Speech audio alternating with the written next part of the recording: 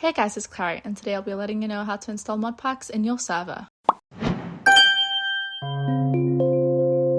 First, head to your server's control panel, then open up your server. Once you're there, click on Type. Scroll down and you'll see the available modpack platforms, such as CurseForge, FTB, and Modrinth. In this tutorial, I'll be using Modrinth since it has some of my favorite modpacks. Step 2 is selecting a modpack. After selecting your platform, scroll down to view the list of available modpacks. You can click on the icons at the top to see which Minecraft version each modpack supports, as well as the date it was last updated. I'm going to go ahead and install the latest version of Cobblemon, so I'll click Install Latest. On the next screen, leave the Java version set to the latest. Moving on, once you're ready, click Install Latest. The server will now begin setting everything up automatically. This may take a few moments while the server configures the correct version and modpack type. However, after a while, you'll see Done in the console. This means the installation is complete. Now it's time to join the server and make sure everything is working correctly. Make sure you launch Minecraft using the same modpack you installed on your server. In my case, I've downloaded the Modrinth app, and I'll press play on the Cobblemon modpack. Next, copy your server IP on your dashboard. Then head back into Minecraft and paste your IP to join the server. After a few seconds of loading, you should connect successfully. As you can see, I'm fully loaded in and surrounded by modded items, which means everything was installed correctly.